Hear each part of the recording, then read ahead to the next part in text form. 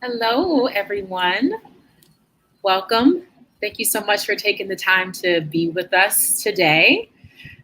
We are here with the IOCDF, the International Obsessive Compulsive Disorder Foundation, and we are happy to have this final town hall in the Minority Mental Health Town Hall series.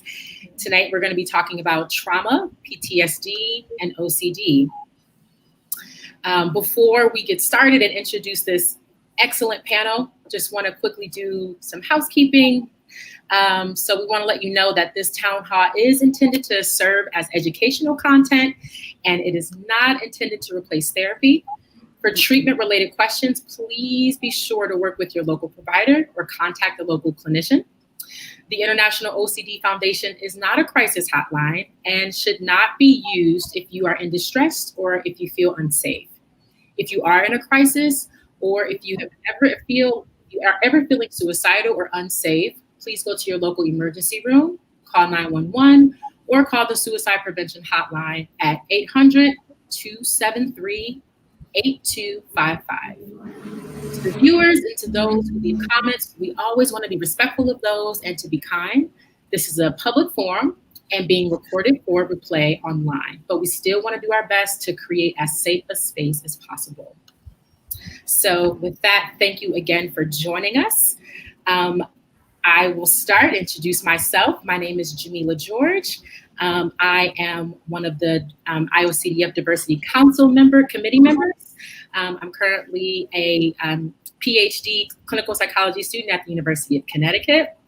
Prior to starting my PhD, I did advanced training in the Obsessive Compulsive Disorder Research Clinic at Yale University in the Department of Psychiatry. And currently, I'm a part of a clinical drug trial looking at the effects of MDMA-assisted psychotherapy for PTSD for people of color. So I'm really excited to be here and welcoming all of you. And now let's hear from our panelists, starting with Dr. Davis. Hi, my name is Dr. Darlene Davis, and I am here as a longtime conference attendee of the IOCDF Foundation, or the IOCDF. And I am here to speak on the racial and mental health disparities that we often see in the Black community. I also have a wealth of experience both in research and treatment of OCD, as well as related anxiety disorders. My background has involved working with adolescents, young adults, veterans, and generally middle-aged adults. And so just excited to be here and looking forward to adding to our knowledge and understanding of what OCD looks like in the Black community, as well as the overlap in racial trauma, racial stress, and PTSD as it may present itself. So thank you for having me.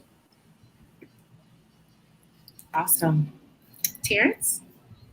Hi, my name is Terrence Ching. I'm actually coming from Singapore originally, and I've been in the United States for a few years now. I am on the IOCDF Diversity Council as a member, and I am finishing up my doctoral studies in clinical psychology and currently on internship at Dartmouth Hitchcock Medical Center. I have long-standing clinical and research interests in OCD and how they intersect with issues of cultural diversity, as well as issues of stress and trauma, particularly among communities of color. And I have a specific interest in Asian American mental health, and being an immigrant myself, the pressures and stressors that come with immigrating to a different country, and how they can show up in mental health in general. And I'm happy to be here today, share with everyone what I know, discuss whatever comes up, and happy to help out and contribute in any way. Awesome. Thank you, Terrence. All right, so my name is Jelani Daniel. I'm from Houston, Texas. I've been involved in the field of OCD since 2005, starting off with working at the OCD unit at the Menninger Clinic. And then when it became the Houston OCD program, I worked as floor staff on both of those units. So being able to carry out plans, exposure plans that the therapist created. Then while working at the Houston OCD program, it's when I started to earn my master's in clinical psychology at the University of Houston, Clear Lake. After that, I was in private practice, focusing on treating OCD and related disorders and anxiety disorders. Did that for about 6 years, and then joined Baylor, was a faculty member at Baylor College of Medicine for a year, in which I was working at the OCD outpatient program there as a instructor as well as a clinician there. And then recently, as of last year, I now entered a doctoral program, a PsyD program that's in health service psychology. So it's an integrative clinical psychology and school psychology program. And so working on, hoping to do more OCD research. And, afterward, I'm definitely going to continue to focus on treating OCD. So bringing that clinical experience here, very happy to be here. Looking forward to the conversation I have with you all. Okay. My name is, excuse me, my name is Tawana Watson, and I am an advocate for mental health. I started my own organization here in Cleveland, Ohio, called My Sister's Keeper of Northeast Ohio. And we advocate and also lobby the legislature to try to get the help that people need, especially in the minority community, the African-American community. I am also a writer, I guess, because I just finished my memoir talking about my journey with OCD, and it went to the editor. So if you see me keep checking the other laptop, that's what I'm checking for feedback on that. I suffer from OCD and PTSD. I've suffered all my life, and I have very, very bad experiences in the beginning when I first went to go get diagnosed. So I don't want anybody else to go through what I went through. I'm pretty lucky because I have good insurance, and that's an issue most of the time. So I could see top people and people that's actually educated in OCD instead of all the other ones. So I got the treatment that I need. And my whole thing is I want to make things easier. If I have to pick up the tab for somebody's medication, I do that. If I have to, whatever I have to do, I'm going to do that for the person to get the help that they need. Because I believe that if everybody is mentally healthy, the world will be a better place. I totally agree with that, Tawana.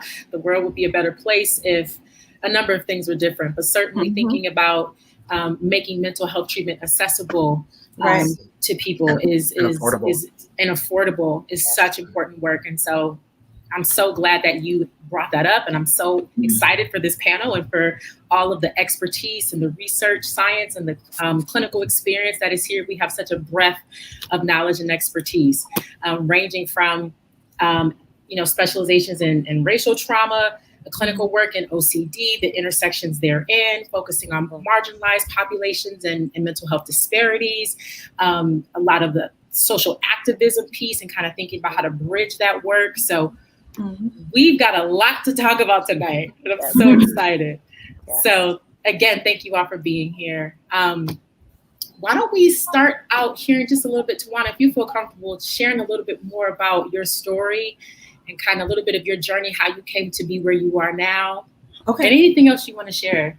All right. Well, 17 years ago, I thought something was wrong. Well, I always knew something was wrong. I was totally different. And I knew something was wrong. So 17 years ago, when my kids was little, they're all grown now, thank God. And when they were really little, I went because I was depressed all the time. It was a way with my OCD. I have intrusive thoughts.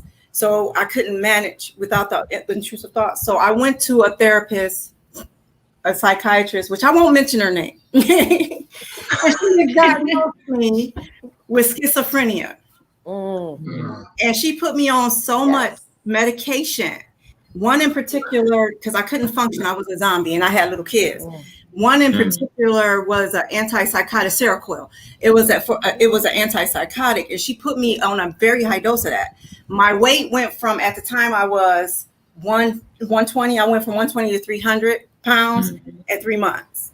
I couldn't function, I couldn't take care of my kids. I couldn't do much of anything. So I took, and I do not advise this for anybody on this panel. I took myself off. I just took myself off. And I went through the withdrawals and everything. So my father is a preacher. And I thought I was doing well when I went and told him about it. But my father, my whole family is so against this. And I mean, they are like so against it. But I went to him and he was like, you need Jesus. You need to go to church. You need to pray. So I was like, okay, maybe that's right. So I started going to church and I started praying. And then it became an obsession where I had to pray a certain prayer in the morning or my day would be messed up. I would have to say a certain prayer at night. Or I wouldn't wake up in the morning. It had got so bad. And mind you, I still had the intrusive thoughts. Like my kids were getting kidnapped if they didn't answer their phones and all this other stuff. So in 2017, I had a breakdown. I got to the point where I was afraid to leave my house. I thought somebody was going to kill me.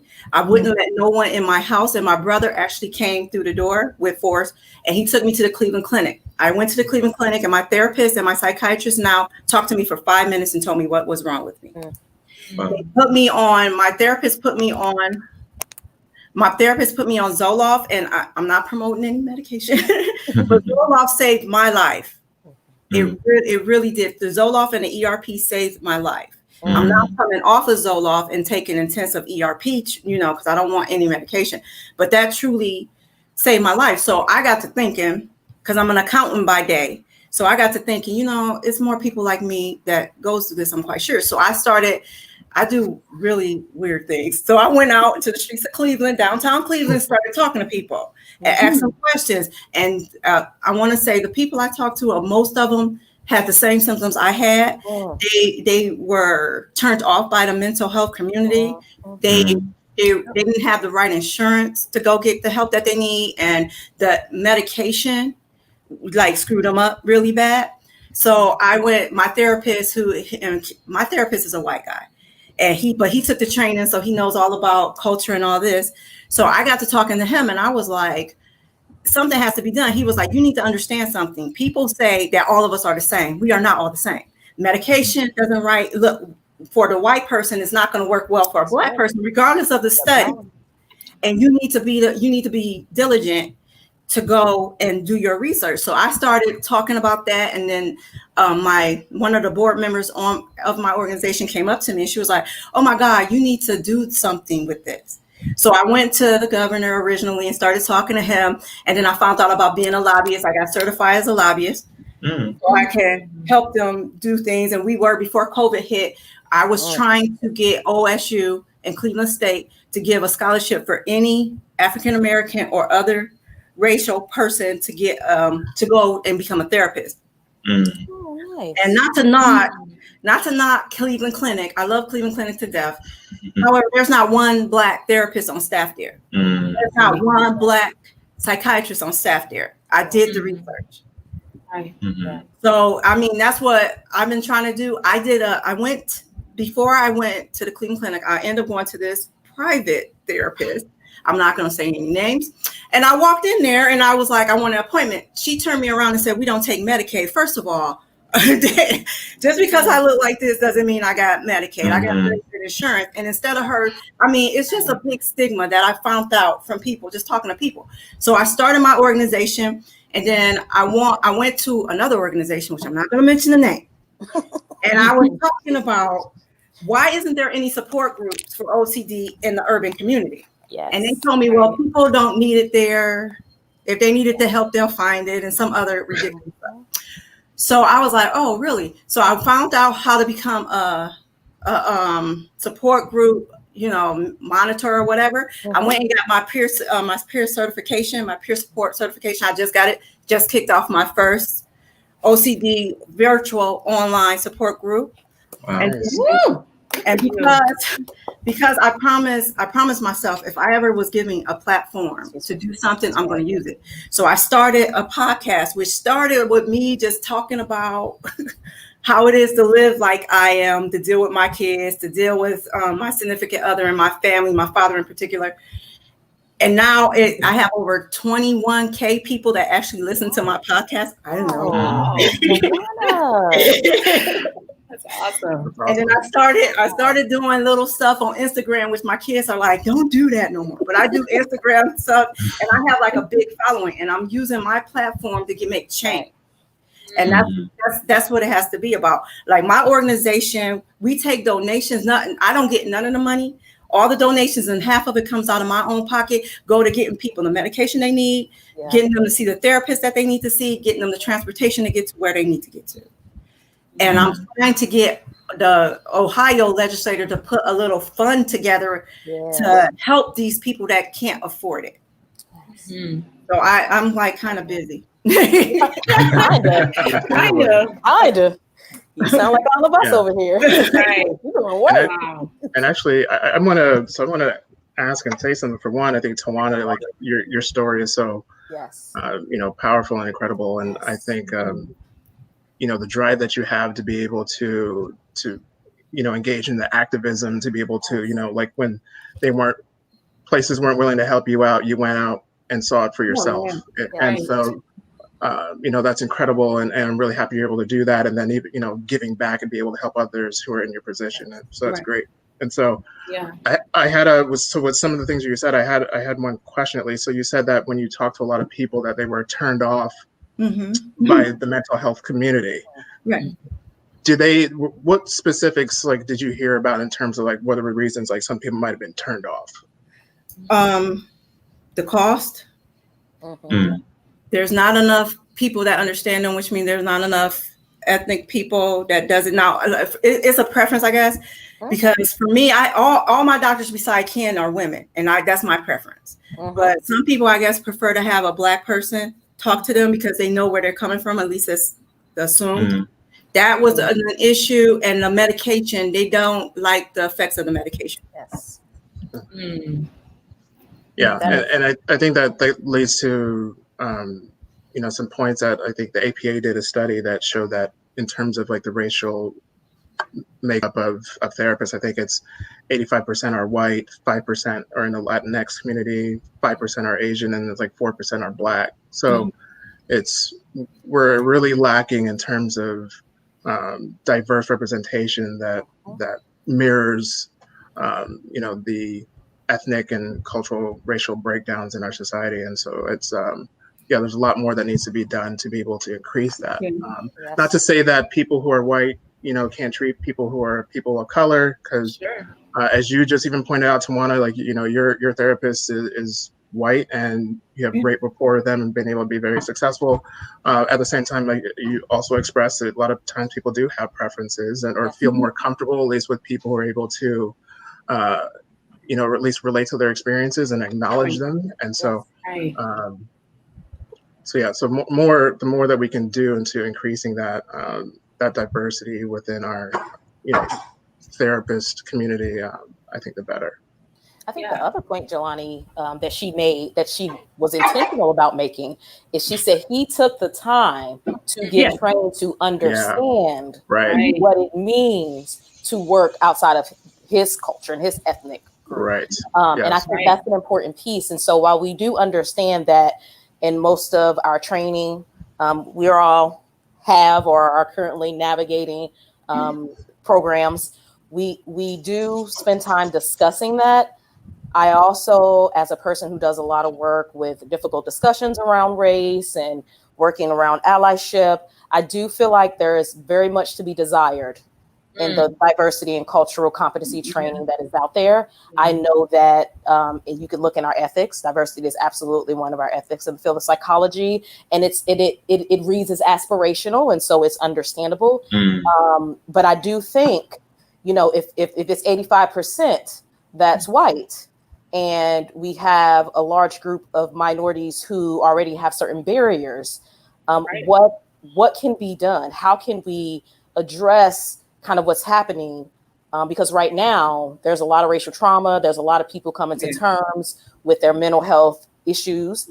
And they're walking out in the way Tawana did. And Tawana is clearly very persistent. No, I mean, seriously, I applaud it. I love it. Well, I have to say this, a lot of why I did is because I was mad.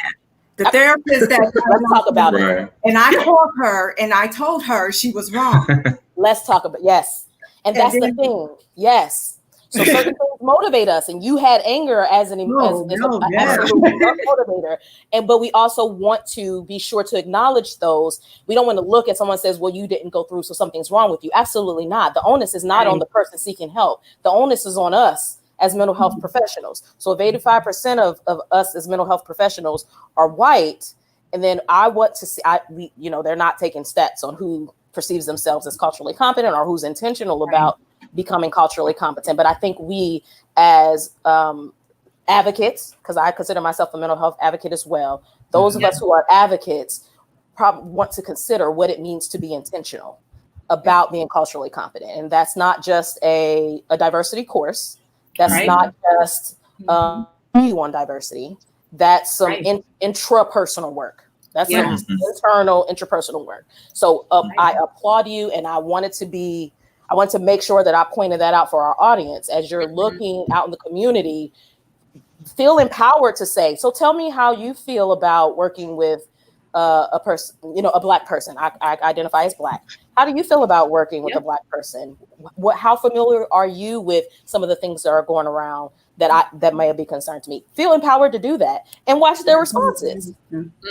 It's literally an interview, because I need to know that I'm supported, because as you pointed out, Tawana, there are people, the moment you walk in the door and they see your face, they make a lot of assumptions about who you are. Now, you didn't have Medicaid, but what if I did?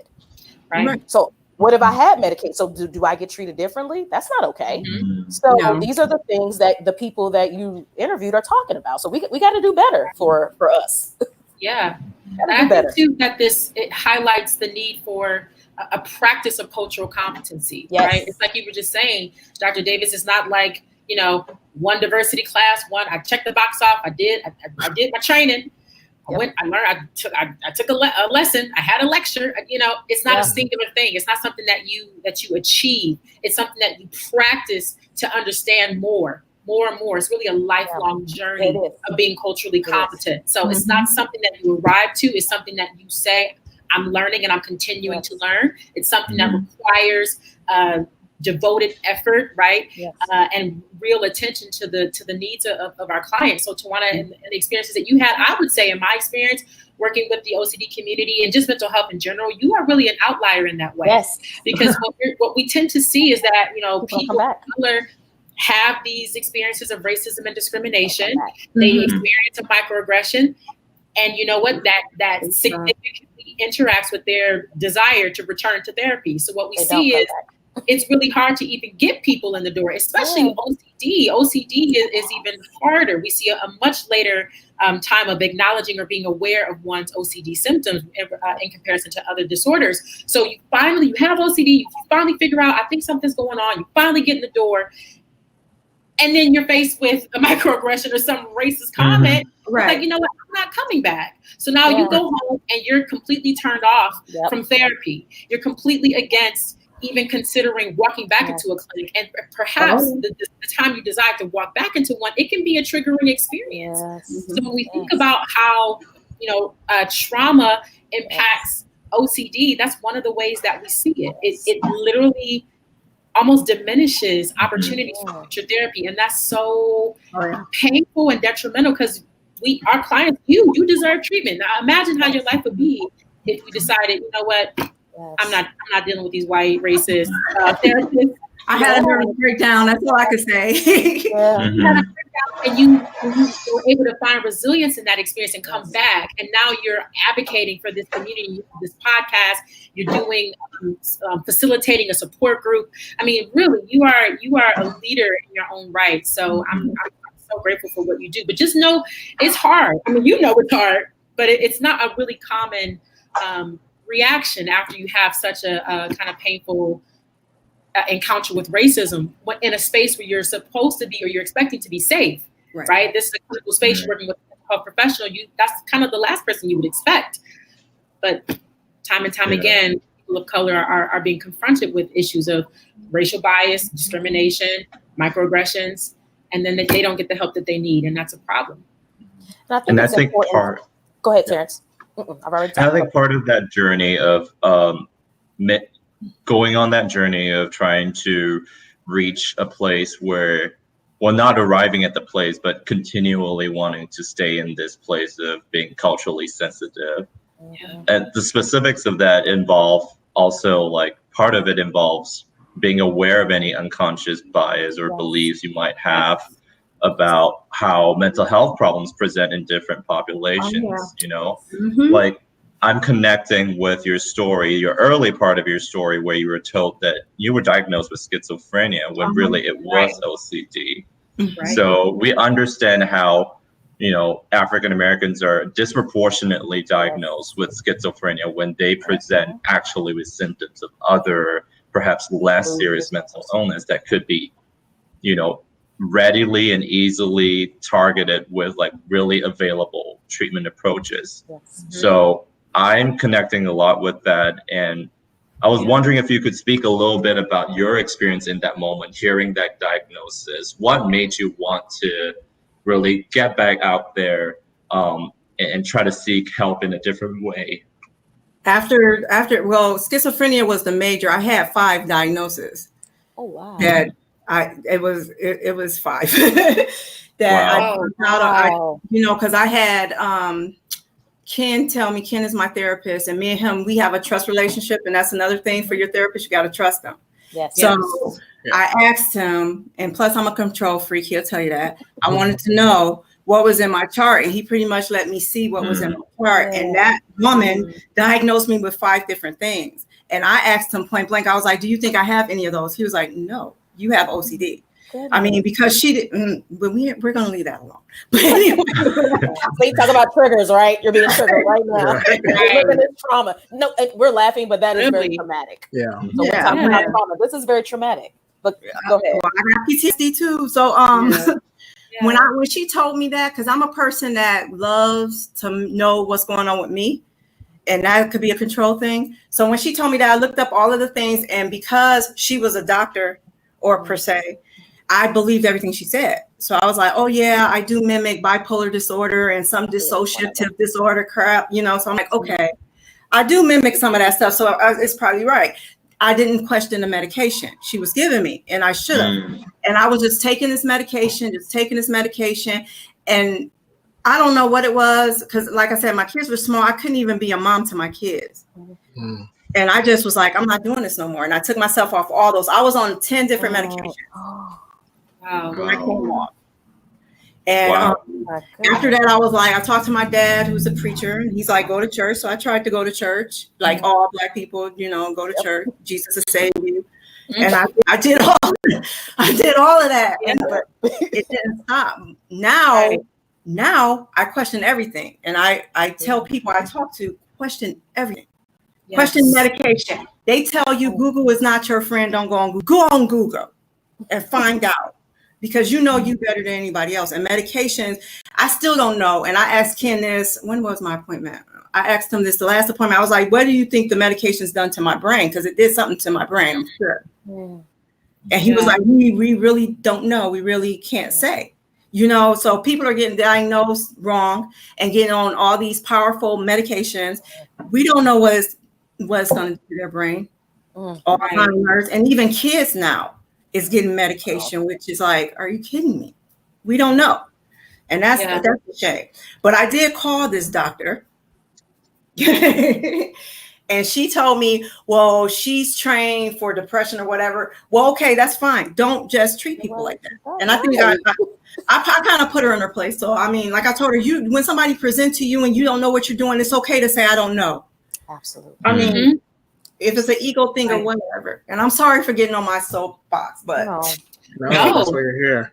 It's okay. You know, one thing that I wanted to say, to add to even piggyback on that point, is you know, when you're saying that it's good for somebody to just say, I don't know, I think that goes from even like a level of like cultural competence, even like cultural humility, right? And it's for us to really be able to say, like, you know, I don't have all the answers and I don't understand, you know, everything that you're going through, but I'm willing to be able to educate myself and learn from this experience so that I can better serve you, you know? And so beautiful. Because I think that's a problem that a lot of us may get into, and feeling, whether it's feeling of some internal pressure or feeling, you know, pressure from, I don't know, society or clients or whatnot, and feeling as though like we need to know all and know everything. But like, I think that also can come across as very arrogant of us if we were to say, act as if we know everything and the client is just supposed to learn everything from us. But when we really could be learning in that process too from clients.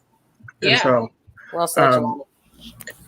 And so one other thing I wanted to go back a little bit to something that Jamilah, that you were saying in regard to racism and how that could impact someone's, experience in therapy and whatnot. And, leading me to think about how, racism can experience racism can lead some clients to be reluctant to be able to express, their experiences, in therapy if they don't feel comfortable, if they don't feel like they have a safe space, out of fear that they might be stereotyped or that, that they're not going to be believed, or that, this comes as an example of like, if we think of like harm obsessions or sexual obsessions in which, if a Black man were expressing some harm obsessions about thoughts about, hurting or killing somebody, or if, say a Black woman or another woman of color was expressing some,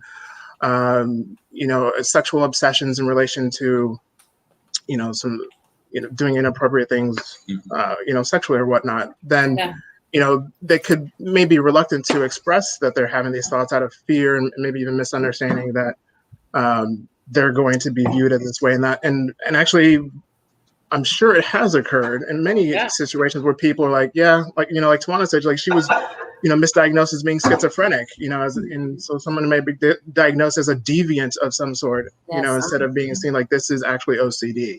So, so that's, some ways in which racism can interplay within this experience for clients. And just to jump on that, Jelani, that brings up the whole idea of stereotypes, racial stereotypes that show up in like intimate interactions in a therapeutic space, or what is supposed to be therapeutic.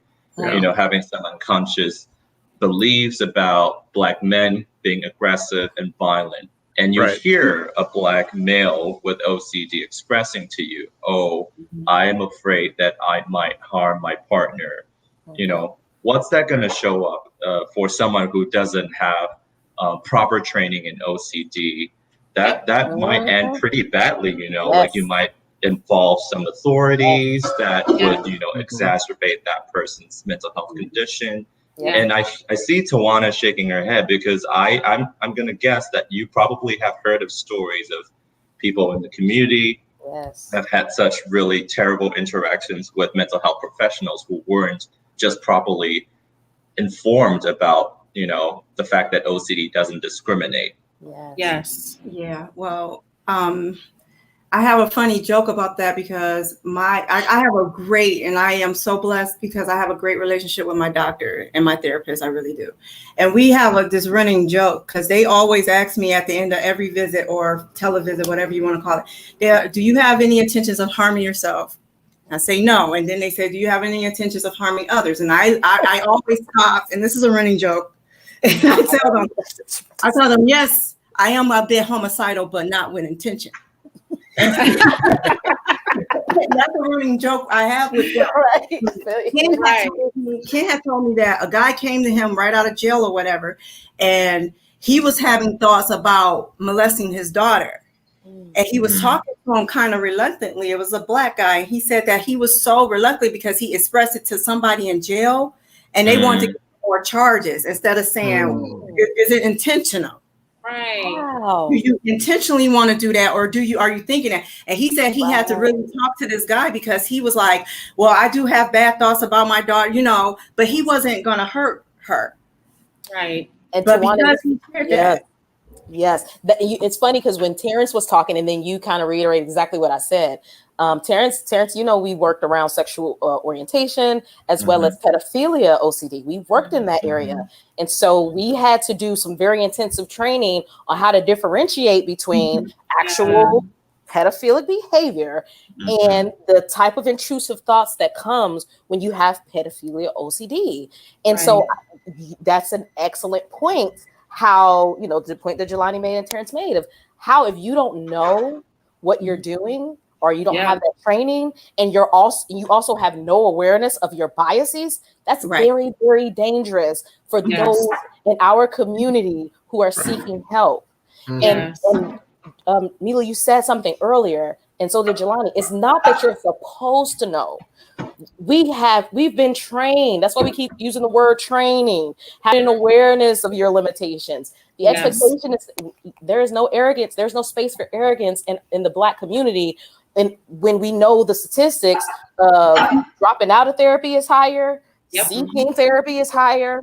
There are a significant number of barriers to care, as Tawana brought up, with access to care, the cost, insurance. There's so many things that are stacked against Black people and people of color already. And then you add on to that trauma history, right? So we go in different types of trauma. So we're combining all of this. It's just, if I have a visual, it's just a longer like wall. It just keeps getting wider and wider and wider. For people that we're talking about in this town hall. So it becomes the call to action to just do a kind of self-assessment and ask yourself what you need to improve. There's a reason why we have CEs. That's like really where we are at this point. There's a lot going on in the world, and we need people to just have that awareness and have the openness and willingness to want to grow and learn.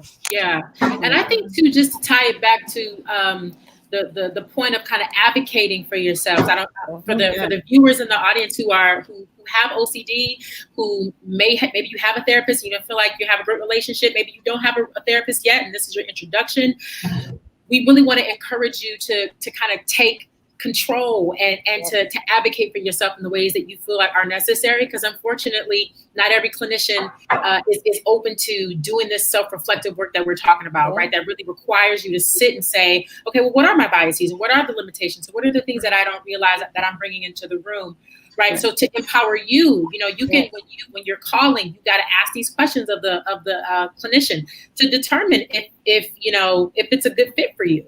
So have you had clients in the past whose experiences in life situations are similar to mine? And that could be as a person of color, as a LGBTQ person, as someone with OCD specifically, right? We want to make sure that the clinician is not trained in like just loosely anxiety related disorders or obsessive related disorders, but OCD, right? Because we want to minimize the chances of being misdiagnosed or misunderstood or mischaracterized, and then that will lead to further experiences of discrimination, and then you likely won't want to return to therapy. So being upfront about that question, getting back to the language piece, if you speak a certain language that's influenced your identity and who you are, asking, are you familiar with or versed in this language at all, or this part of culture? Would you feel comfortable or would you be encouraged really to discuss these difficult, heavy, nuanced topics like discrimination, like aggression, like negative stereotypes and racism, sex, right? How many who are still in our field who are uncomfortable talking about sex? So if you're a truth and thought are sexually related, and then you're here trying to figure out, is this OCD, is this not? And the person doesn't even want to talk about sex, you're in a bad space. Exactly. But there's hope out there. There's hope out there. We are out here. Those of us who are ready, who are willing, who are doing the work. Right. One thing that I tell people here, which I don't think people know, because doctors and therapists, because there are doctors and therapists, their word is supposed to be gospel. You could fire them. They work for you. I tell them that all the time. If they're not doing what you want them to do, you can fire them. Yeah. What's wrong with them? I fired many doctors. Trust me. Right. I mean, you can fire them. It's just like tell you what you ask them. That's and right. I think the part that you've already laid the foundation for is that you've gone in empowered, you've advocated for yourself. And when after that work has been done, they're still not meeting your needs. Absolutely. Because it is an empowering thing. It is hard. So we're speaking as if this is easy, and I'm sure Tawana will agree.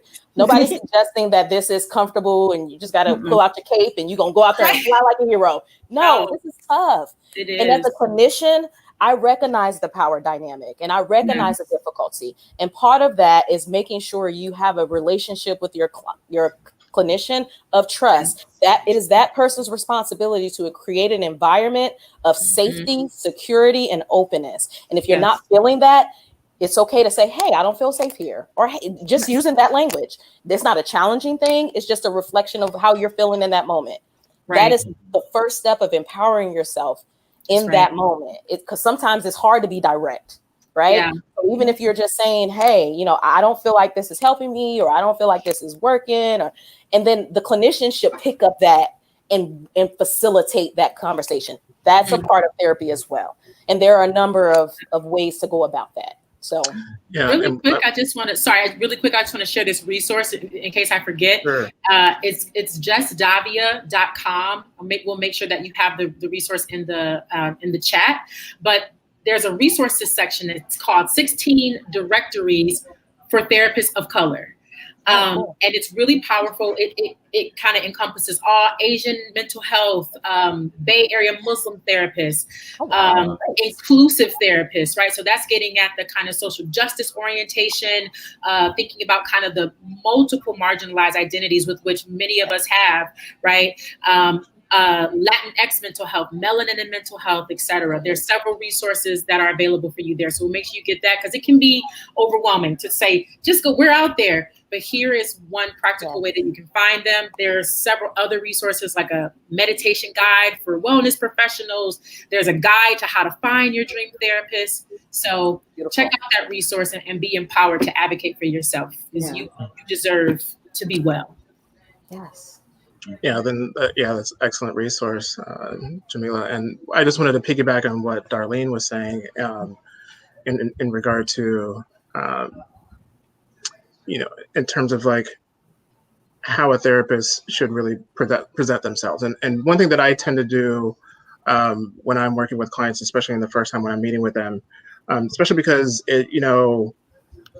I'm kind of a rarity within the therapist field in terms of being a Black male therapist. And I have encountered situations where by my name, some people assumed that I was going to be a woman. And then like some people were uncomfortable that I was a male or that I was African American. But, it's something that I always bring up on the first session with my clients. I say, like, especially because most of my clients are not going to be, African American males. Most of them are going to be white, and most of my clients tend to be female. And so, but I do bring up that, like, I want this to be an open space in which you feel comfortable and feel like you can be able to give me feedback, and like I'm not going to ridicule you or judge you or be angry at you for being able to give me that feedback. If there's something that I say that bothers you, that if I happen to say something that ends up being offensive or insulting to you, that certainly is not my intention. But by all means, I want you to know that you can bring that up to me. I also bring up that, just being that difference in, whether it be a difference in gender, being that difference in race and ethnicity, culture and whatnot. Let's put that on the table. Let's talk about that. Is this something that's going to be provide some, be a source of difficulty for you? If so, let's talk about that. I want to be able to, ameliorate, any concerns that you might have and put you at ease and put you at peace so that you could be more open so that we can address all the issues. Because otherwise, I don't want it to be like an elephant in the room that's just hanging in there. And if I didn't address it appropriately or they didn't help them to feel safe, which either is just going to lead to poor therapy or for them leaving. And so being able to be open and putting those things out in the forefront, getting it out there so that we can create that space to have great therapy together. Yes, beautiful. Very well said, Jelani. Yes. So important. Wondering if we can just pause for a second and look at some of the comments that are coming in. So I want to just highlight one coming from Lucille Perry, that this is so beautiful. In my 30-year struggle with OCD, I've never seen so many faces that look like mine. It is so comforting to see. Yay. So welcome, Lucille. I'm so glad that you get to see our faces. We are here. We are here, and we're glad that you're here. And we hope that you get some fruitful advice, encouragement from this panel. And I just want to say to Lucille that the IOCDF has been very intentional, especially in the recent years, about always having like an OCD support group at its annual conference for people of color. And always having like a panel that focuses exclusively on the experiences of OCD among communities of color, among people who have OCD who also identify as a person of color. Yeah. So, if anything, I think that's a wonderful resource to check out. Hopefully when this pandemic is over, we are able to gather again as a whole organization in the next year. And we're able to have these support groups that, you know, offer a lot of solace and support for people who want to see others like them who also suffer from OCD. Yeah, and I want to say thank you, Terrence, for bringing that up, because actually I, and as well as Darlene, we're going to be co-moderating the Person of Color support group on Saturday. So for anybody interested, we'll be there. Yeah. Awesome. We make sure they get that information in the chat or the link so that they can join. That would be great. Yeah, it'll be on Saturday. I can't remember the time. I think it's maybe 11 Central. 10 Central. It's 10 Central. Yeah. 10 yeah. Central. Wait a minute. I'm gonna double check.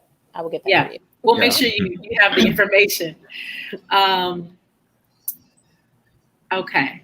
So let's see. Another comment. You know what? And this is a timely question, because I was thinking about, Tawana, you had talked about kind of how, as a response to your OCD symptoms, you turned to prayer and your faith. Yeah.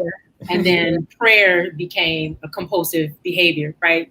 And so we see in communities of color, vastly, really, that it's kind of frowned upon, right, to seek a therapist or to go to a doctor because Jesus is my doctor, kind of thing. Right. You know, if I feel like I need something, I can call on Jesus. And if you feel like you need something other than Jesus, you know, it might be, you know, disrespectful or an indication of a lack of faith. Yes. Right. So it's so important that you had that experience. And I wanted to bring it back up anyway, but we've got a question from Paul Kitzmiller.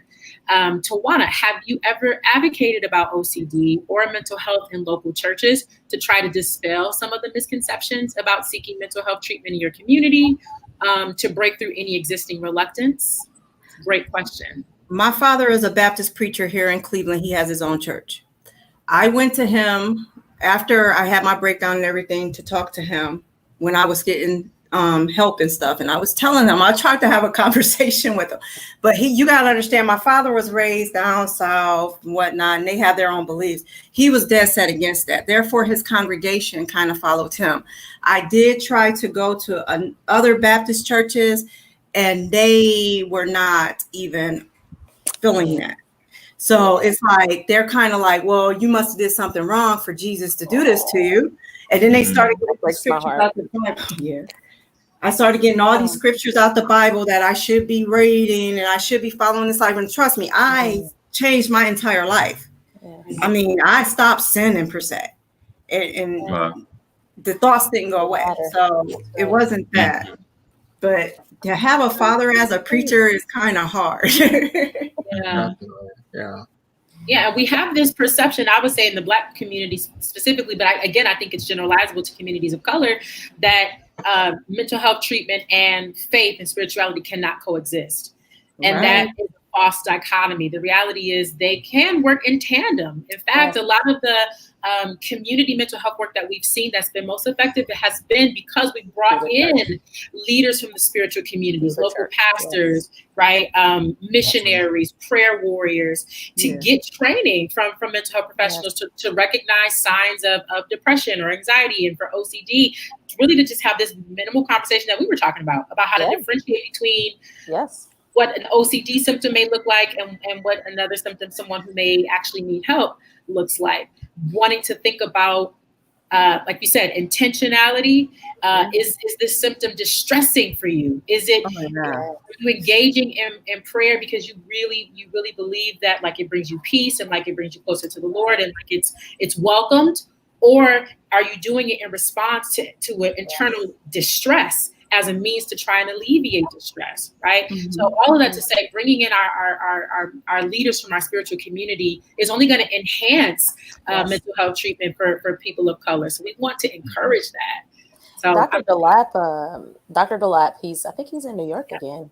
Dr. Ryan DeLapp, he did a study, I think it might still be going on in that area around anxiety. And he found some success with that. And I think, to your point, to support both of you all's point, it's super important and this is where cultural competency becomes super important, right?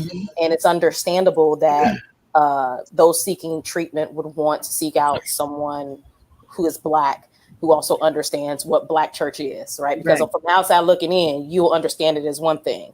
If you grew up in it, you understand it to have all these nuances. And so that's why it's super important to refer out if you don't understand, because you could do a lot of damage around somebody's faith. Yes. And we've seen that in white and non-white people who are having religiosity, scrupulosity, right? You got to be careful when it comes to religion.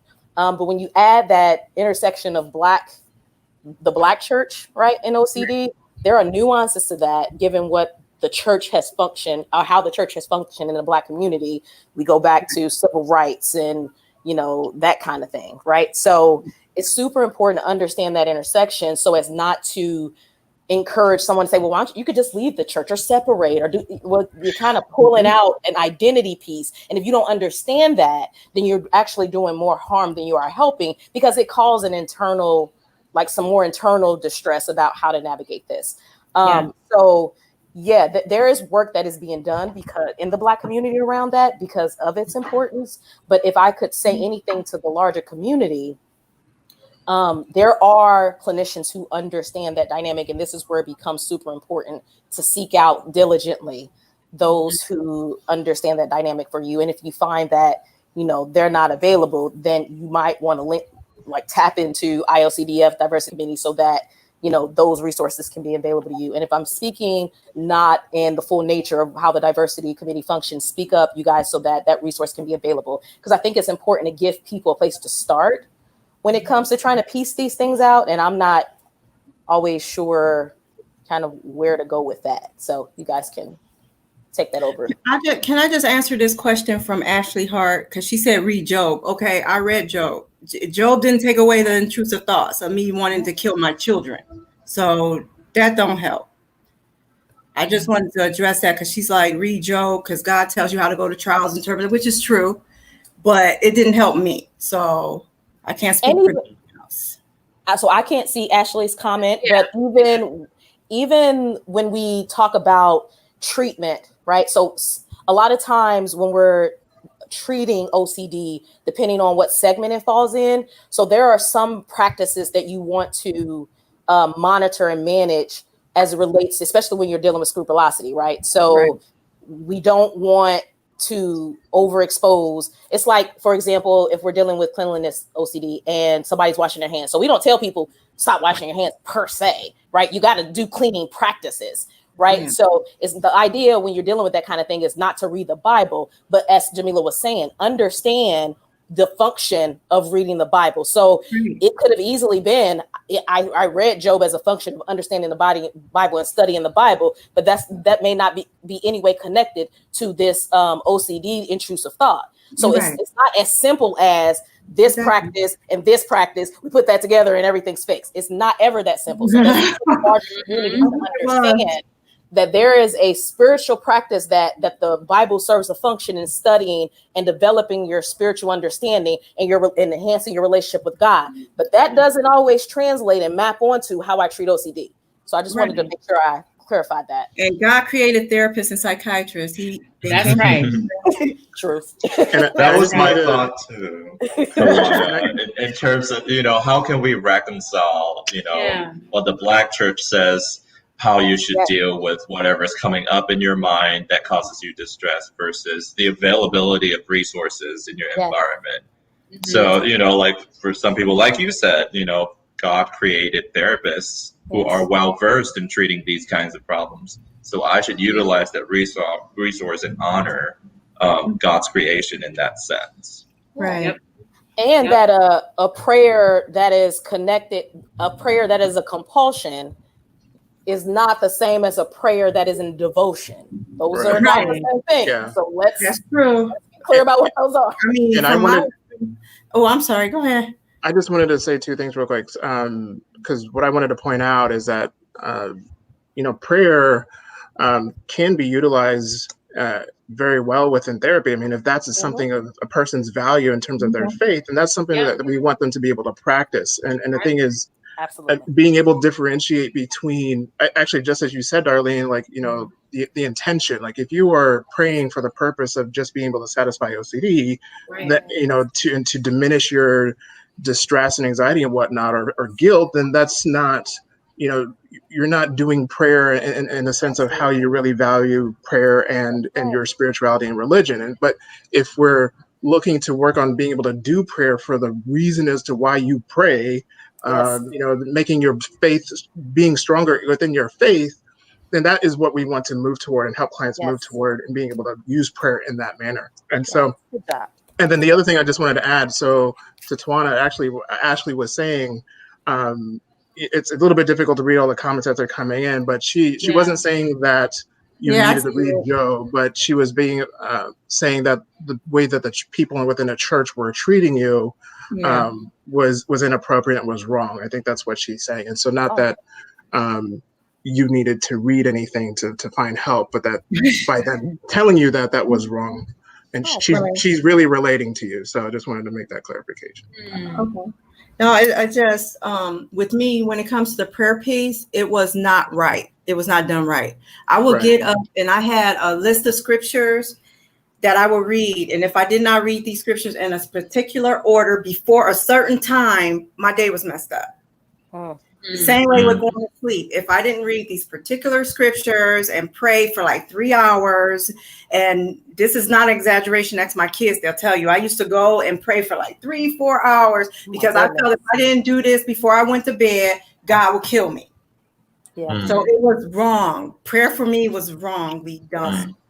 And I think it also sparked a useful conversation, given that what we know about the Black community and where church fits. That was one of the points that I wanted to make, and that was kind of hashed out in this whole conversation about religion and treatment.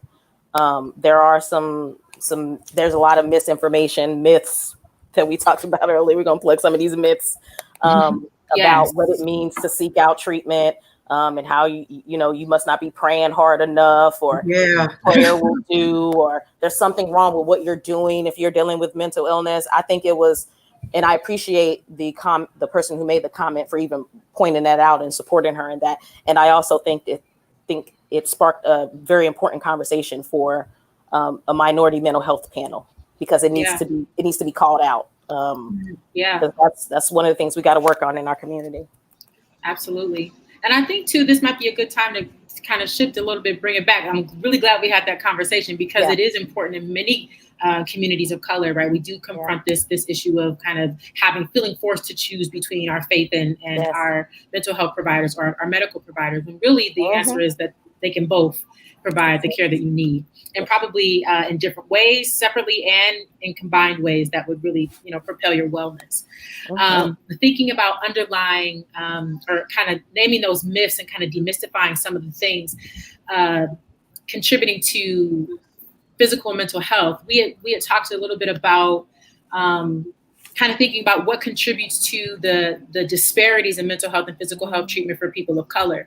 And a lot of what we hear so far is that there might be some genetic component, right? That Black people are inherently more ill, et cetera. But the reality is, right, we see that there are systemic levels of racism, right, that impact housing, impact education, employment, and all of these things, all of these facets impact who you are as a person. So as a result, we see that the research is showing that African Americans are more likely to develop PTSD than any other ethnic group, and Latinx are right under them, right? So experiences with discrimination significantly predict PTSD diagnosis, and then PTSD can then impact OCD presentation. So we do really see this connection, and I thought it would be important to talk a little bit about that and kind of demystify some of those myths that people tend to have in regards to mental health disparities.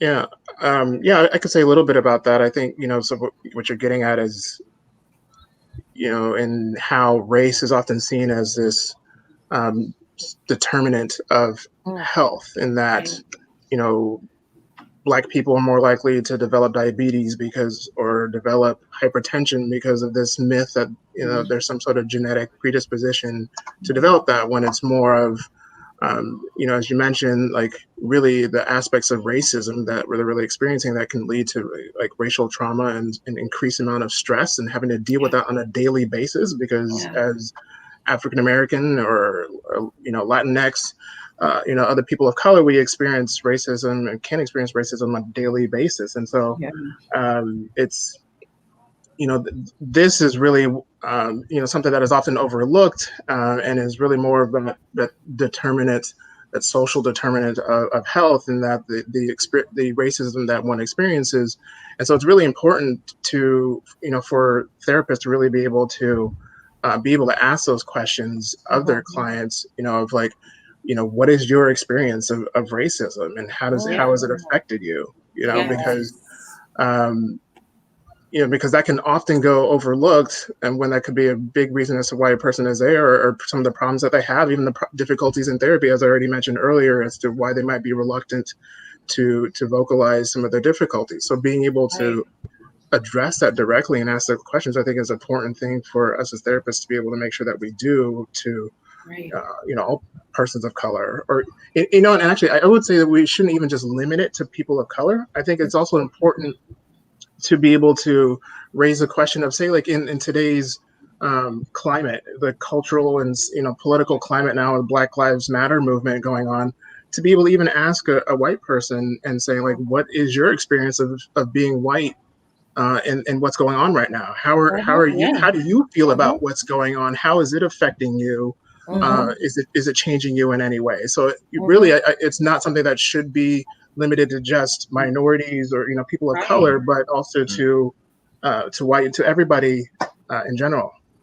And even there are scales. So I'm gonna skip over to research a little bit and talk about how we measure discrimination, right? So even in a lot of the measures, the experiences of discrimination, it kind of leaves it open for you to identify what level you're experiencing at, right? Because we know that race for Black people, often race is more salient. However, when you start getting an intersectionality, right? So then that's an added layer. So discrimination can exist outside of race. And so I agree with you, Jelani. Let's ask people about their experiences of discrimination. We might learn about a different identity that never, because some people's identities are not as evident. And as a Black woman, I kind of, it's obvious, right? Great point.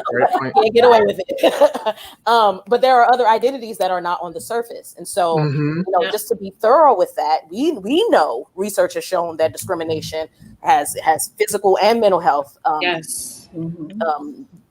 issues, right? It really perpetuates and really exacerbates some of these things. And so I think it's important for us to just be mindful of that. Just start making that a part of our practice. Everybody see our pronouns up here, right? So there was when I was studying, that was a new thing, and I've been out of my program about 3 or 4 years. How 3? I don't remember, something like that. I don't remember. I just want to forget it. No, I'm kidding.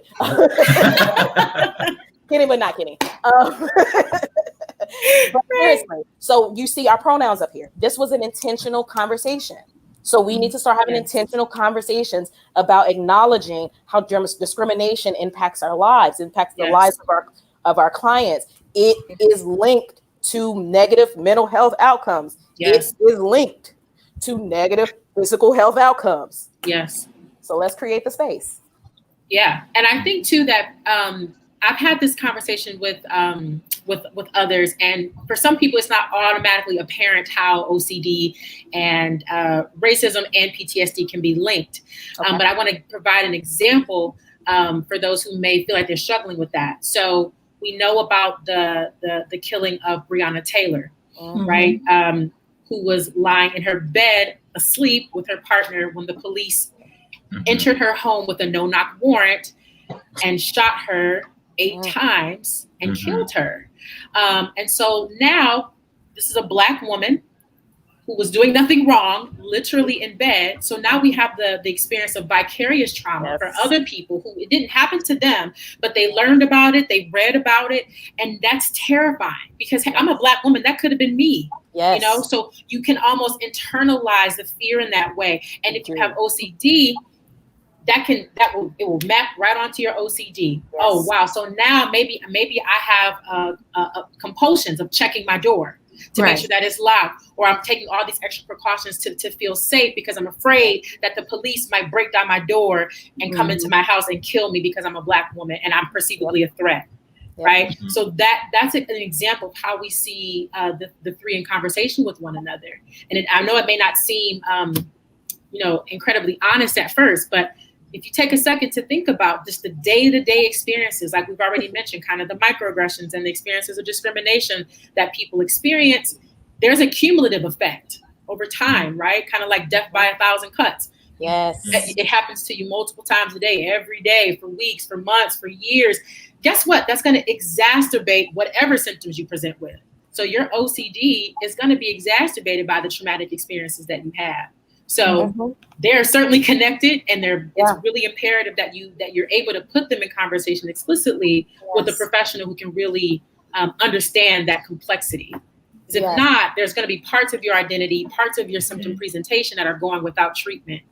Absolutely. And I think it's important. I'm not necessarily watching the comments, but there seems to be some mention of all lives matter.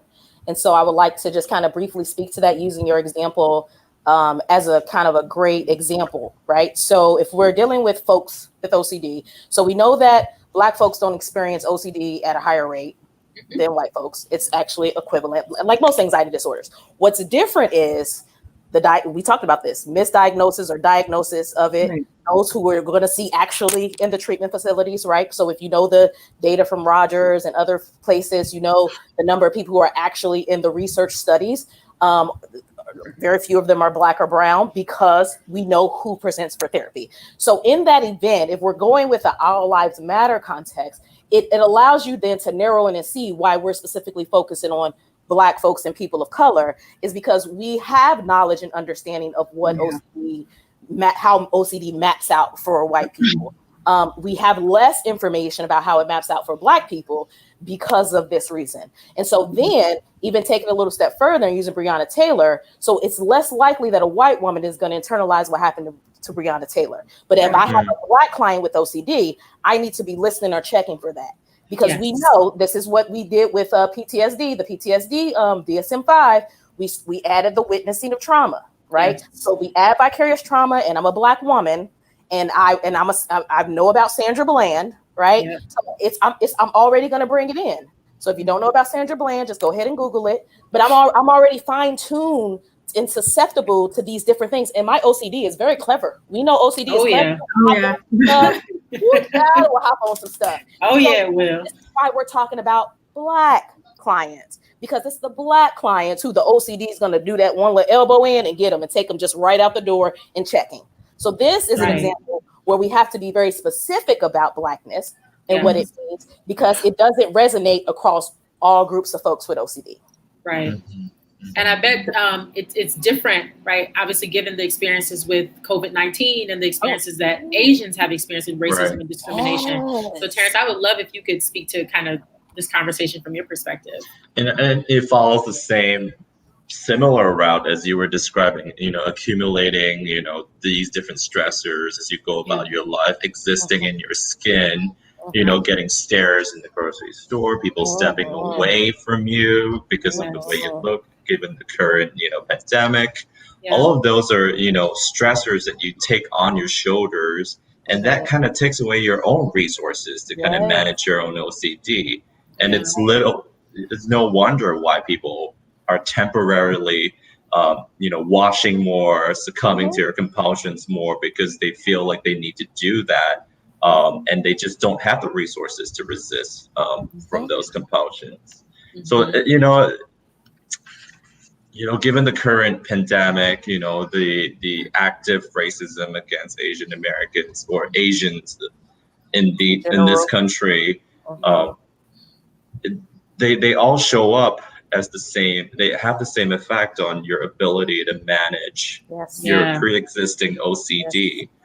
And I think, having that in mind, if you're seeing like a client of Asian descent, having that in mind, and not, outwardly assuming, oh, you must be succumbing to your compulsions because, everyone's saying that you're spreading COVID-19. right? Right. Like that would be a ridiculous conversation. But approaching that conversation in a really sensitive way, Yeah.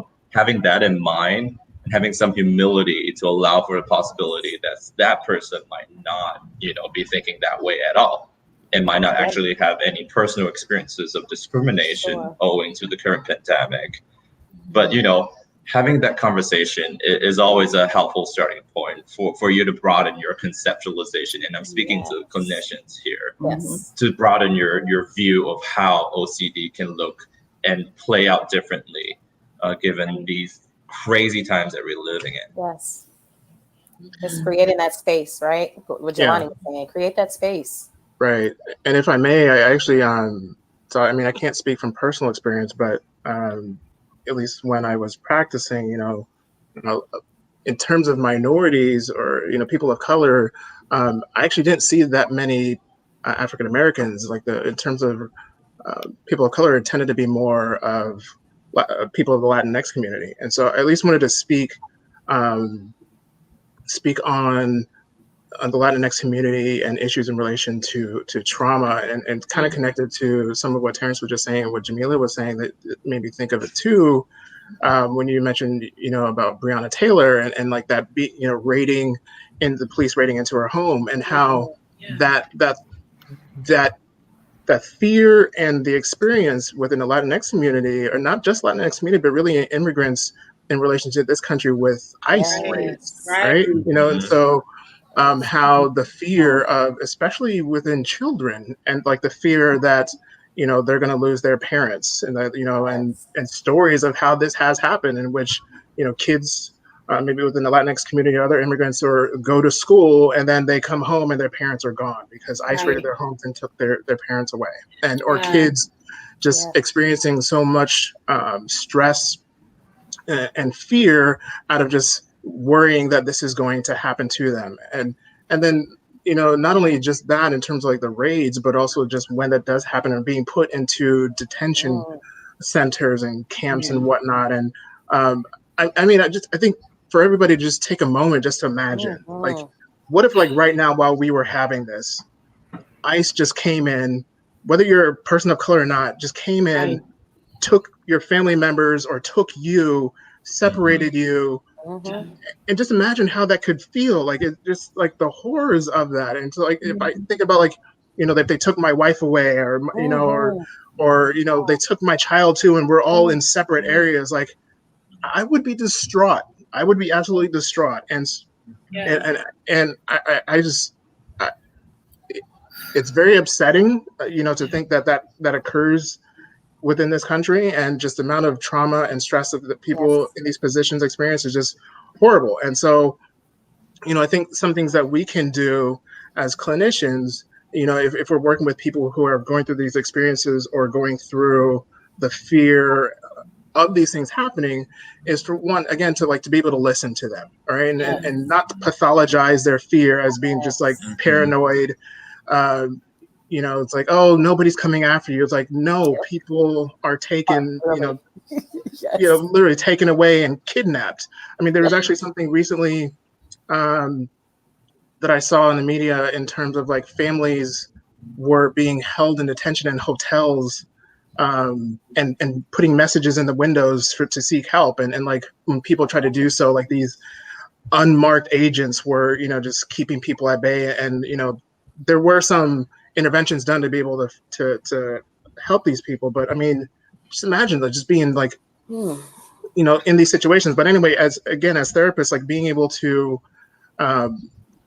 educate ourselves on, like, the type of, well, not only the type of situations that they may be experiencing, but on, say, like, what resources could be available, or just knowing, like, the legislation and the laws in relation to these issues. And, like, some of the other recent issues that came up, like, there was the threat, or for international students to be deported if they weren't registered for any in-person courses, that when every program was going to online services, most programs are going to online services only. And so, or trying to overturn DACA, and so again, the fear that people experience in that. And so to be able to educate ourselves, we're working with these people to understand what they're going through. And again, to be able to ask the questions like how does this affect you, and what you're going through, and don't just assume that you know what they're going through. Don't assume that just because my client is of the Latinx community that means they're from Mexico, or that means or that's just don't make assumptions. And because the other thing too is, I also think about just being in those situations, like just being pulled from your home when you very well may have been born in this country or came into this country as a child, and then being deported to a country that you're not familiar with. You have no resources, no connections. You might not even know the culture or language. And then to just be implanted in there, like how traumatic that can be as well. And so, there's a lot more that needs to be researched. And I think, one of the areas of research in relation to the Latinx community, again, and with immigrants, is in terms of acculturation. And like, it's a very complex issue, and there's a lot of mixed results when it comes to the research, and showing that, and some might say that those who are more acculturated or whatnot are more likely experience less stress, or those who are more familiar with the language of the new country, or the country to which they emigrated to, they might be it leads to less stress. But at the same time, like, it may be feeling as though they're losing their sense of identity from their home country or whatnot. And also depending on what age they were when they came to this country, that can have different impact, whether, what traumas they might experience in their journey to this country, whether they witness people dying or being killed or being taken away, again, being separated. So there's so much involved within this as well that can relate to trauma, that is often goes overlooked. And so just needing for us as therapists to be more mindful when working with this population of those issues that arise as well. Jelani, I'm so glad that you said everything that you just said. Thank you so much for sharing that. We don't have any Latinx folks on our panel today, but I'm hoping that we're doing due diligence and representing them due to your expertise. So thank you. I want to point to a comment from Nora, who says, just your acknowledgement that people have reasons to be fearful is huge. Too many therapists think you're paranoid or exaggerating or whining. And Nora, thank you so much for that comment, because you're absolutely right in that people really do have more reasons to be fearful. And a lot of it really is driven by trauma, and the ways that you just heard us really kind of break down. Different ethnic groups really do have unique experiences. And so it really is important to kind of dig into what those unique experiences are. So to not kind of, give a blanket statement to people of color or to trauma. And even within groups too, there's a lot of variability within groups as well. So it's really important to kind of to speak these things, to tell your therapist, to ask difficult questions, for therapists to ask, to engage you in these kinds of conversations. Because it's really important. And I think that this connects to another comment from Pavitt. If I'm saying your name wrong, please forgive me. Thatcher, Miss Thatcher. She said, I'm really shocked about how people can separate people of color, Black people, Asian Americans, not being funny, but we all have the same prejudice against us, and it's tiring. So, I would agree with you that we all have some prejudice against us, but I do think it's important to think about how they are different, just from what you just heard in our conversations. I, as a Black woman, I don't have fear of deportation. That's not a traumatic experience that underlines my presentation. So, there are differences, and I think they're important to tease apart. But thank you for your comment. Other folks want to. And I would too. It's kind of like what I was saying with All Lives Matter example, right? That's kind of the same thing. Like, we're all people of color. Like, there's a unique experience of Blackness in the same way that Terrence pointed out the unique experience of being Asian, as we just under the premise of COVID. Like, we could just start there, right? So it is important to acknowledge kind of this drive to want to connect. I understand that drive to want to connect, but I also think, in order to maintain this connection, if we're talking about relationship and connecting with people across color and other experiences, it's important to acknowledge what's rich about the individualities of each of these cultures, right? So that's the richness that gets lost by grouping everyone together. From a clinical perspective, we just heard various examples of why we don't want to do that. And that's kind of why I spoke to the All Lives Matter thing, because all lives matter, and there are pieces that are different, right? So we want to make sure we do that and understand that, because as we're talking about trauma and PTSD, people of color might arrive at the PTSD diagnosis. We're all over here, but the journey to get there looks completely different, right? So we have persons across the ocean who are actively in the middle of civil wars, right? Like, so that those people immigrated over here, and I was doing an assessment, not understanding, just saying, oh, they're all people of color, and this is their experience. I would lose out the richness, and especially from a clinical perspective, when we're talking about OCD, I need all the nuances, because, like I said, OCD is tricky. So if I'm not picking up on all the pieces, then I'm remiss in doing my job to make sure I understand what's in doubt here. And if we're dealing with trauma and trauma exposure and trauma experiences, again, anything laying dormant can just keep that heat underneath. So I'm not really treating your trauma, because there's always something underlying there that'll keep you, hyper vigilant and constantly on edge. So it is important from a clinical perspective, and I say this to the larger community, it is important for you to understand the nuances of how you're presenting. It's super important. So that's what I would add. Well, what I would add is trauma is different for everybody. My trauma is not the same as what you perceive trauma to be, or whatever, it's different for everybody, and people need to keep that in mind. Yeah, I know they want us all to be same, but we're not. We're different. Yeah. We are. I'm looking at the clock, friends, and this has been such a fruitful discussion. We've talked about so many wonderful things in this short time together. It looks like we have another question from Nora that I want to make sure we can get to. I think it's a valid one. She wrote, some OCD experts send you away if you also have PTSD. They say, we don't do trauma, but the trauma experts usually don't know about OCD. Would love to hear your thoughts.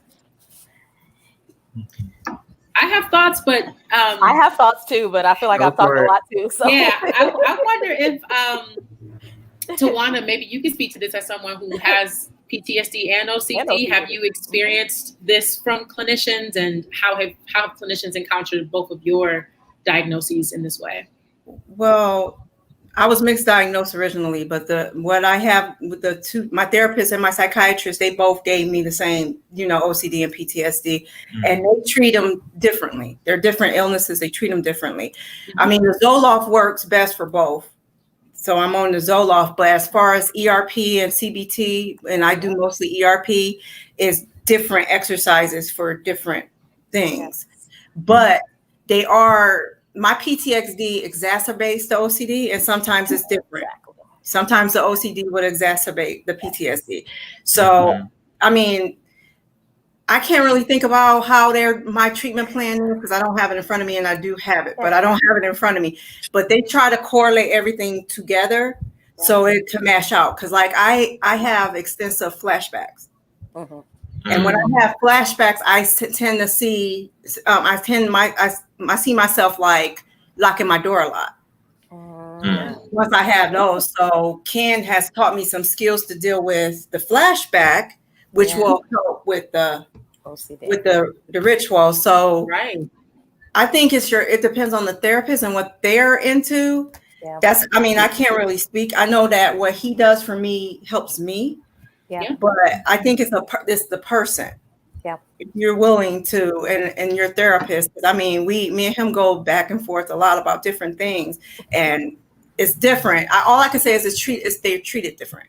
Yeah, they are. You want to go ahead, Jamilah? Sure. So I guess the thing that I would say to you, Nora, is that you're absolutely right. And that if both OCD and PTSD symptoms are significantly interfering with your ability to function on a day-to-day basis, you find that you're having traumatic intrusive thoughts or flashbacks, as well as engaging in like ritualized behavior for several hours of your day, right? If both of them are severe, then they both need to be treated. Yep. For most people, I would say there tends to be one that might be more severe than the other. But the reality is, if you have symptoms from both, like Tawana was saying, they're influencing each other. One is likely exacerbating the experience of the other. So if your clinician says, we don't do that here, that's a red flag to get out the door and find a clinician, no, for real, a therapist who recognizes that really is a ship for PTSD and OCD. And part of that conversation, right, Jamilah, part of that conversation could be, and this is where the advocacy comes in, this is where you are empowered. This is where you get to say, okay, so we know that it takes time to link up with a clinician. We know that, right? Mm-hmm. So then the conversation becomes, because I'm thinking as a clinician, what would I say? So I can do both. I can. I was trained to do both. I can do both. Prolonged exposure is what you do with PTSD. ERP is what you do with OCD. It, as you pointed out, Jamilah, you're going to look for who's driving the bus. Right. Who's going to derail you is what you really want to figure out. No, for real. So that you can stay on track, and then we can work on slowing the bus down. I just had a whole speed analogy that shows my age. But so no, that's really what you want to have. But in the event, so the reality is, Nora, you're right. We know in IOCDF, there are stats to show like there is not enough access to ERP. Like people are not trained. Same goes for PTSD, right? Mm-hmm. And then you try to put those together. That's even harder to find. So what you can do, Nora, and those of you out there who are having these experiences, maybe the thing is, well, clinician in front of me, how can you support me in finding someone who manages both of these? Because I can't be out here with nothing, right? I need some support. So let's start there, and then maybe, if the clinician isn't able to help you, then you can start doing your own research and finding someone, start knocking on the doors virtually to see who knows how to do what. Because you're right. And I think I even read something about facilities. So we do see that happen in facilities as well. And this reminds me, so I also have a background in substance abuse. So I did a lot of substance abuse work early in my career, and I have over 15 years of experience. And you will see that the same thing with dual diagnosis. So nobody wanted to treat substance use because they said, well, you need to get your depression under wraps, or you need to get your anxiety. And it's like, no, they're dual for a reason. Like they exacerbate each other. So it might just be in the part of this field where things need to play catch up. And the goal is, if enough people keep saying, you can't keep kicking me out of a facility because I don't have pure OCD. Like that's not how this is working.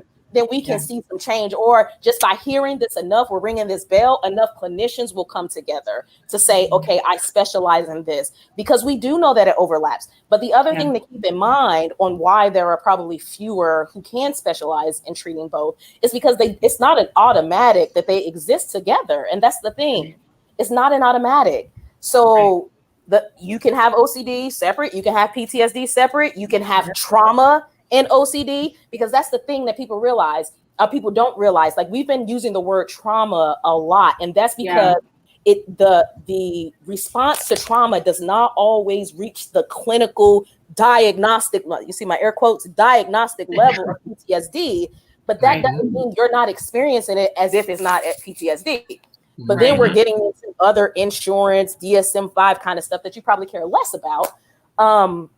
But so we have, in a sense, been talking about PTSD the entire time. Anytime you've heard us speak of trauma, know that if it reaches a certain level, it's reached the level to meet the diagnostic criteria for PTSD.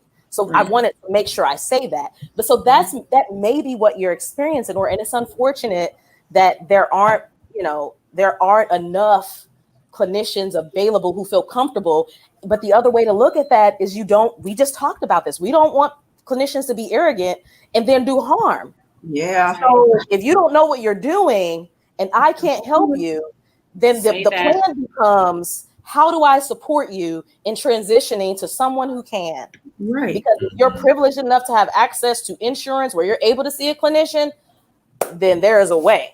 And what we haven't talked about is those who maybe Tawana have come across, and those out in the community who don't have access to anyone. They can't even get to an OCD therapist or a PTSD therapist or a therapist, right? Like, or a support group. Yeah, right. Yeah. So that's what I would say to Nora. It is unfortunate. It is kind of the space where we could grow as a field. I imagine it's happening because there is a lot of talk about trauma-informed care. But yeah, so that's what I would say. Yeah. Can I just say that I know we're running out of time, and I don't know if we're going to be extending this any further, but I was just noticing in the comments, I think it's Pavitt Thatcher, I hope I said her name correctly, and it looks like she might have left, but it seems as though she was feeling as though our talk was a little bit exclusive and not as inclusive, but I just wanted to let her know that, whether she sees this now or later, that this talk is not meant to be deemed as being exclusive. I know, right now our panel is composed of,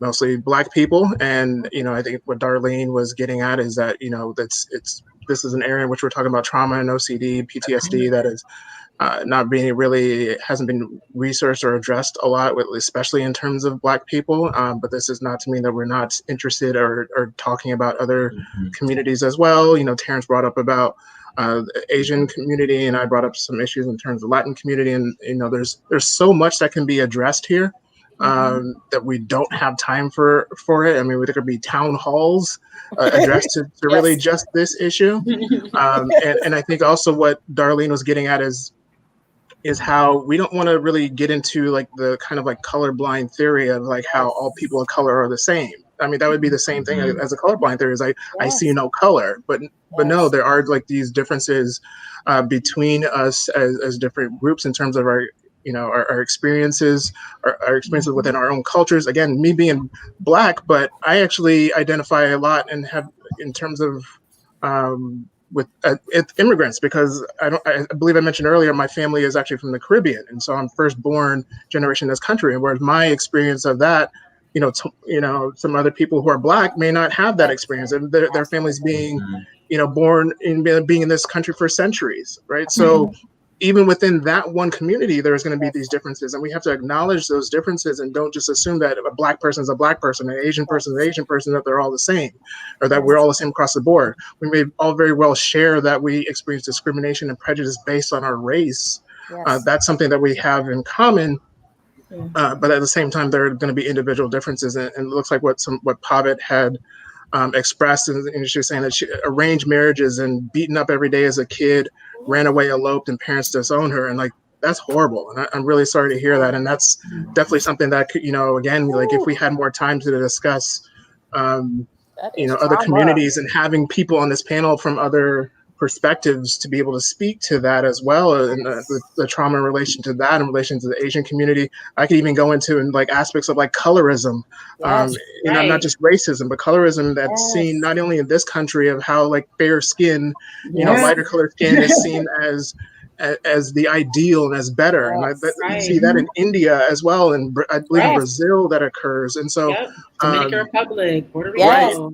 So there's a lot of other topics that could be discussed, and I apologize for her if she felt as though we weren't as inclusive as she would have liked for us to be, but I feel as though we tried to cover a gamut of topics from our own personal experiences and research and knowledge base. So so good job, Jelani. That's absolutely correct, and it lends to the point of how important representation is, right? So to her point, I completely relate to not feeling like you're represented. And that's what I hear from that comment. I didn't read it, but I hear that. I wasn't represented in this space. So I hear that, I accept that, and I acknowledge that. And to me, that's a call of action, or call for action to make sure there's a space for that experience, that type of trauma, because that is some real trauma, to be represented. I hear that and acknowledge that. And I also speak from the place of a Black woman who is from the United States of America, who has lived in the South and in the North and experienced racism and discrimination, and done research on the mental health disparities and physical health disparities, and how that perpetuates in the community of violence and other areas that I have lived or I have observed. So that is the space that I speak from, while also speaking from a space that I treat and am a very culturally aware and culturally sensitive clinician, so that if someone of her background walks in the door, I understand that there is a blind spot that I have. So then I must create the space to bring in her experience. And because I'm a Black woman, I understand the importance of making space and not assuming that I understand her experience, but that I can create that dialogue and create a safe space for her to share something like that, because that's deep. Right. That is And we see you in the comments, and she says she hears us and thank you, and her experience are messed up, she said, but I just really wanted a voice. So yes, thank you. absolutely. So, yes. Yeah. Glad that we could. I'm glad you were still here to follow through and Yes. listen, Pavit. So glad you stayed. Yeah. All right, friends, we are drawing near to our time to wrap up. I wonder if anyone has any kind of last words or things that they really want to leave with our listeners before we depart. One thing that I'll say is that I think it's important for us to really be able to look at our clients through a cultural context, like really be able to look to see what their experiences are. Again, don't make assumptions, be able to be open and asking those questions, in order to be able to just create a better space and have better therapy with our clients. Yes. And I would leave that, I would add, that would be like period, and then I would extend that paragraph to say to one, those in the community who are seeking out care, you have the power to get to, like I heard Mila say this earlier, you deserve to heal, and you deserve to have the space where everything that you want to bring to the table, you can. And yes, clinicians, if there are any clinicians on this town hall, or if you plan to watch it, call to action, please. Seek supervision. It is okay. Seek supervision for what you don't know. I encourage everyone to seek out someone specifically for cultural issues, like specifically. We have a lot of specializations that we seek out supervision for. Seek out supervision. Don't be afraid. It's so important. You're not expected to know. You're not gonna know. And we're out here. Those of us who know and understand, there is hope that we are out here. And for clinicians of color, call to action. We need to become more visible. And this is me speaking to myself, because I am hidden in the corner somewhere in Michigan. Y'all know where I am. I'm just playing. I'm outside of Detroit. But but I need to have a bigger presence. And I get that pluck every time I talk, and I hear stories like from Tawana, like, not being able to access. When I talk to my colleagues and, we all share, our concerns, and then I meet somebody in the community who's like, I didn't even know you existed. That's on me. That's on me. I need to become more visible. So that's all I'll say. And I want to add to that, in the spirit of leaving with something practical that maybe some audience members of color with OCD, wanting to seek a therapist of color. I just want to maybe the link can come up again in terms of the IOCDF having a page dedicated to people who want to find a therapist of color that treat OCD. And also like encouraging the clinicians who are listening in to also use that page to seek consultation from other peers in the field about how they can enhance their knowledge about working with more diverse populations. Yes. Well, my last comment is going to be for the patients, potential patients, potential clients. And my whole thing is question everything. Don't take nothing for gospel, if you want to say. If you know who you are, if something's not right. If it's not right, if the medicine is not working right with you, question that. If a therapist is not clicking with you, fire them and get somebody else. That's my whole thing. And practice self-care. That's number one. Yes. Self-care is number one. I'm a big advocate for self-care. Yes. But you have to take care of you before you can even expect anybody else to. Right. That's right.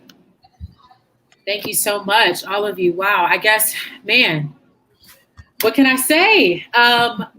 what I would leave with you, and keeping the, like Terrence said, in the spirit of activism and leaving here and feeling like you have something practical and actionable to do, to folks who have OCD, speak your truth. Yes. Speak your truth. Do not be ashamed or afraid of your trauma. Do not be ashamed of your symptoms and your experiences of OCD. The unique experiences that you have make you who you are, yes. And you should not be afraid of that. If you don't speak out about what you're experiencing, no one else will ever know.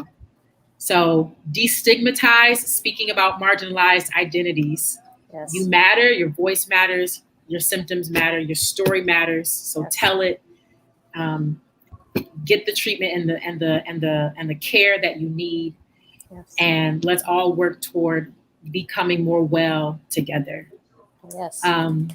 So with that, we leave you with hope and action. We have all of the comments and the links in the comments. The one that I mentioned too about the directories for therapists of color. Don't forget to check that one out, justdavia.com. The resources that you need are available to you. The therapists that are interested in your particular intersectionalities and understanding your particular marginalized identities exist. Don't be afraid to find them.